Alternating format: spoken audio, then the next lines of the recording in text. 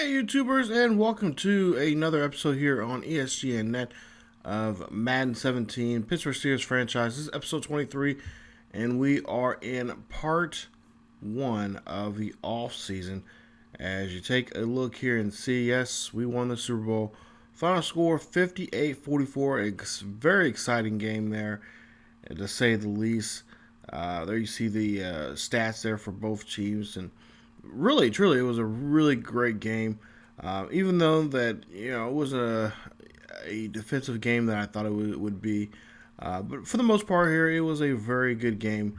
Offensive scoring there. If you were a fan of high scoring and just offense throughout the whole game, you definitely had a special treat there.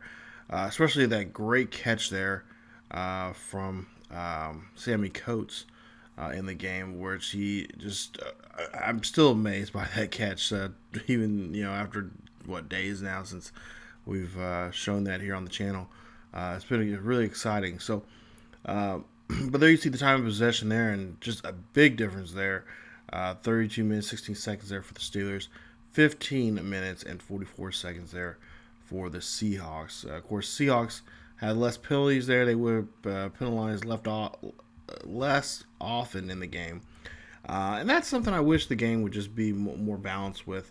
I know that it doesn't go that way all the time, but I just wish there was more of a they could figure out a balance there. You can, both teams can be called for penalties and have a somewhat similar or balanced out penalty there. But Ben Roethlisberger, 7 touchdowns in the game, 2 interceptions, 502 yards, 25 of 32, 70% of his passes completed. Russell Wilson, 3 touchdowns, 1 interception, 280 in the game, 15 of 23, completed 65% of his passes, sacked twice there in that ball game, and definitely had a rough go there for him and for the Seahawks. Actually, to be quite honest, the first quarter was pretty simple for him, but then going through, of course, the latter part of the game there, the defense really did a great job picking up. Now, Thomas Ross right there, second-year player from Central Michigan there, 120 yards there, 1 touchdown, 1 fumble in the game. Bell, he had 30 touches there, 138 yards, and 1 rushing touchdown there for him. Both guys had a great game there, both over 100 yards. Like I said, really no defense there from either team. No one could, was able to really do what they wanted to do or needed to do there defensively. 7 receptions, 159 yards, 4 touchdowns there for Ladarius Green in the game. Antonio Brown, 4 receptions, 75 yards, 1 touchdown. Sammy Coates, like I mentioned earlier, 4 receptions, 105 yards, 1 touchdown. Had a great catch there. The second-year man from Auburn just really did a great job there, and I can't wait for next season. We'll see a little bit more of him coming up for the other, as one of the guys that I think we're gonna be a long-term deal with him, especially making a great catch like that he had. Jimmy Graham, just 5 yards short of the century mark there. Two catches there for him, with 2 touchdowns. Had a great game there, especially in the red zone. He had some really good snags there, and really tough to stop that 6-7 frame there from really catching anything, especially in the red zone. Earl Thomas III, 16 tackles there, the most tackles in the game. 1 interception for him. 7-year man from Texas. Also Cam Chancellor, there from Virginia Tech. He had a great game, 13 tackles with 1 interception. Richard Sherman there, great job there, I will say, for Ben Roethlisberger to really avoid Richard Sherman in the game, as he did not have any defensive touchdowns on us in that game. Cam Chancellor did have 1. He did take that pick 6 or that interception and take it back for a pick 6 there in the game. So defensively there, I mean, at least on that side there on the field, Chancellor had a great game. Sherman really 9 tackles in the game, no sacks and no interceptions there. So I would say that was a very, very big plus for us there. facing their defense, even though we did have to face one of the guys, at least one of the members of the Legion of Boom got a hold of us. Arthur Motes, 5 tackles there for him, 1 tackle for loss in the game. Hargrove, the rookie, there you see him. He has 5 tackles and 1 tackle for loss. Mike Mitchell, he had a great interception in that game. And that one, 5 tackles there for him. And of course that 1 interception, that just was a great job there reading the offense there, especially Russell Wilson in that game. Really did a great job there of really just putting just watching him, and as Russell Wilson was throwing that ball across his body there and taking advantage of it. William gave 3 tackles there for him, a tackle for loss, and then of course there you see the rest of the numbers there for the defense there for both Seahawks and the Pittsburgh Steelers. There you see Cameron Hayworth there, 2 tackles, and he had a great sack there in the game against Russell Wilson.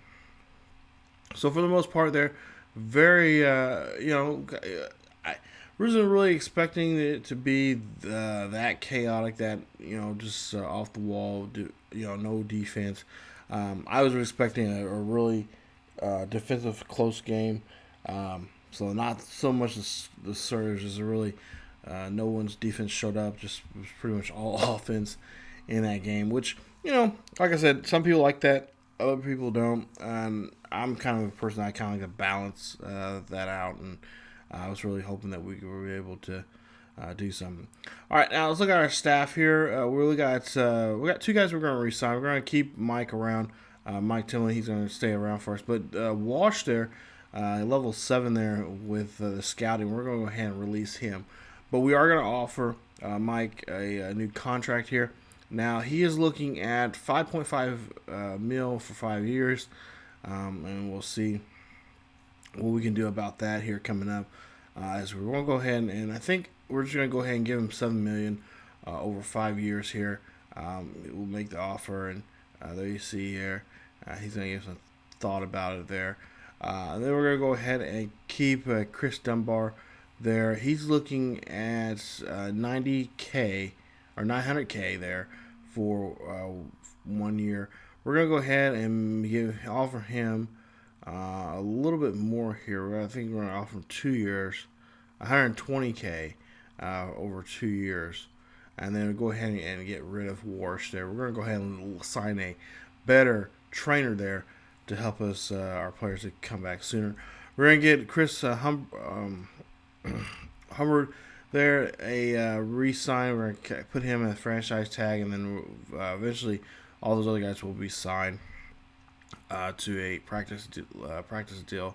I think Chris Cobb, we're going to go ahead and we're going to bring him out of the practice squad and have him come up and be a part of the team, as we're I think we're going to go ahead with 3 backs this season.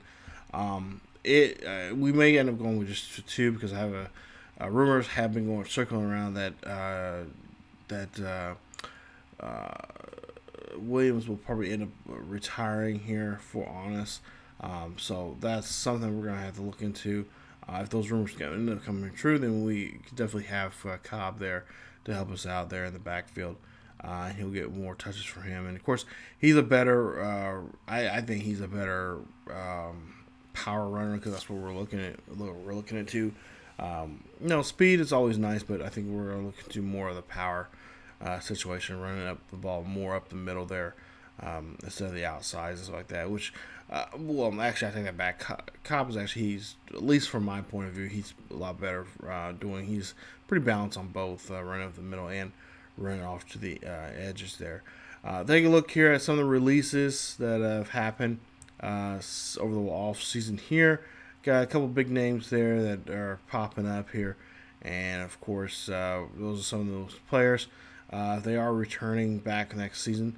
They don't re-sign with those teams, which looks like some of them have re-signed, some of them have been released. the ones that have been released, they're going to be sticking around for another year. We'll try to go after them if it makes any kind of sense for us to go after. Other than that, for the most part, we're going to be sticking to close to the draft this season. Off-season free agency like that. I've already kind of taken a look at who's potentially going to be in free agency, and there's some pretty good names there. One of the names I think that we may go after, or one of the players we're going to, is Brandon Flowers, one of the big-time corners. Of course, he was well known here around the Kansas City area for the Chiefs, playing with them, and very popular. And I believe now he plays for the Bills. But we're going to see. We're going to try to go after him, see what his numbers are and whatnot, and see what we can do with if he'll fit in our chart, what we want to do for this upcoming season. Also, like I said, we're going to really work on that secondary. So you got corners and safeties we're going to work on, and then also the defensive line there. Really, I've already mentioned that we're going to go through a 4-3 instead of 3-4.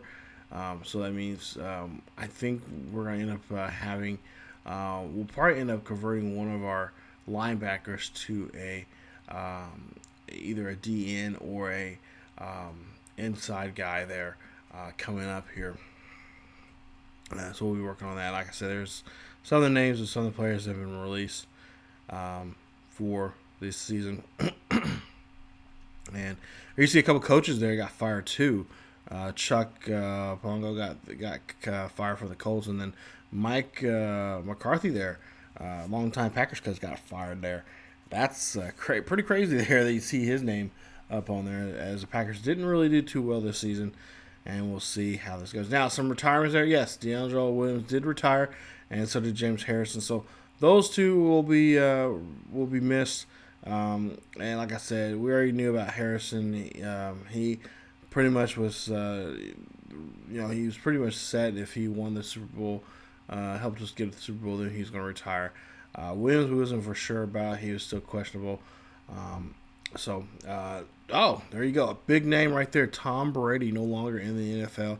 He's going to hang up his cleats. So, Patriots, yeah, here we go. This is going to be very interesting how the Patriots go after this, if they're going to continue on those winning ways, or will they start being cellar dwellers there in the division there, along with the Jets and Dolphins there, the AFC East division. Take a look here. Gradkowski's going to retire. Longtime Donald, the defensive end there for the Raiders, he's retiring. Let's see who else. Whitworth, Luke McCall. Andre Johnson. Oh man, that sucks. He's gonna retire here with Titans. So it's sad to see him go. I was kind of hoping we'd be able to go after him, maybe as a guy, as a veteran, have that veteran presence there in the receiving corps. Steve Smith, of course, retires. He's a senior. He's going to retire. Julius Peppers there for Green Bay. He is going to take a trip there. And also Antoine Bolden. He retires. And so does some other names. Frank Gore retires also there. So does Adam Vinatieri and Antonio Gates there for the Chargers. He will retire. And so some pretty good big names there. We're going to go ahead and retire. And right off to the sunset. Some really great careers there. Oh, DeMarcus Ware is going to go ahead and retire there for the Broncos there. So, again, like I said, some big names. And, but of course, those names, you got to move on. And there you see Andy Reid says he's going to retire, and so does Jeff Fisher. So both of those two guys retiring as head coaches for those respective teams there. So that's going to be very interesting to see how that's going to go in Kansas City. Makes me kind of wonder who's going to be the new head coach for them coming up. But take a look at the standings here. That's the final standings of the season. Of course, we're 15-1 there in our division. In the AFC South, Jaguars took the division 10-6. We played against them in the AFC Championship game. and a very good game against them. The Patriots, they're 12-4. They lead the AFC East, as the Jets are in the dead last. They're 5-11. Both Dolphins and Bills 6-10. Raiders and Chiefs tied at 9-7. Of course, Raiders won that division, and the Chargers 8-7, and the Broncos, of course, going to be first pick in the upcoming draft here. 3-13, not 3-13, 3-13 for the year for them. Or you take a look at the North, and that's the reason why 6-10 for the Packers. That's why McCarthy was released. And look at the NFC South, and there you see the Bucks. They're going to be second, have the number 2 pick in the upcoming draft, 3-12 for this season. And then the NFC East, there you see the Giants. They're 10-6 in first place there. Great year for them. Eagles not so well there. They're 6-10. And finally, the NFC West, Seahawks 8-7-1. They are the runners-up in the Super Bowl there, and they will be ranked 14th there in the team, and we'll see where they'll go. Will be at there. They'll be somewhere in the bottom 10 there, somewhere in the bottom 10 there in the draft there, as they got themselves into the Super Bowl this year. There you see, take a look here now. These are the what it looks like with the draft for right now, as you see some of the teams there I mentioned earlier, and then we'll look and see where, of course, there you see the Broncos will be in first place there. They're team 32, so they would get the first pick. There you see, now I am, or at least we're in the talks with some of the teams there in the top 10 there for the draft coming up, about possibly make some draft moves and possibly try to move up in some certain areas with some teams, as we do have some personnel that we kind of want to get rid of, and got some some salary that we want to kind of get rid of for the upcoming season here. So we'll see how that can all fare out here with that in mind. But yeah, for the most part here, we're in talks right now, excuse me, with some teams about potentially trying to get get probably either draft up, try to move up in the draft order, or try to maybe get some early, or get some picks, multiple picks in the second round there to help us out. So, like I said, we're going to be talking to a lot of teams, see what they need, and see if we have those needs that they are wanting. Maybe we can work out some kind of deal or something to see who can do what for the other team. So there you see it right there. Yes, we're gonna get ready for free agency, and it's gonna be a very not so much of an exciting free agency period, but there are some names out there that we are looking at, and we'll try to see if we can make some moves. Like I said, for the most part, a lot of the players that we're going to be going after will be coming from the draft, and will be on the defensive side of the ball, as we are trying to make that defense even stronger, trying to get back to those days of being the steel curtain of the NFL. So thank you guys so much for watching episode 23 here of the off-season video. We'll move on to part 2 of the off-season video. We'll look at some free agents for you guys, and we'll try to see if we can sign anybody there in free agency. Also, try to make some improvements for the stadium. We have been getting some reports all season long about improving some areas in the stadium, and I've already thought about some areas that we can make some improvements there. So we'll show you guys that.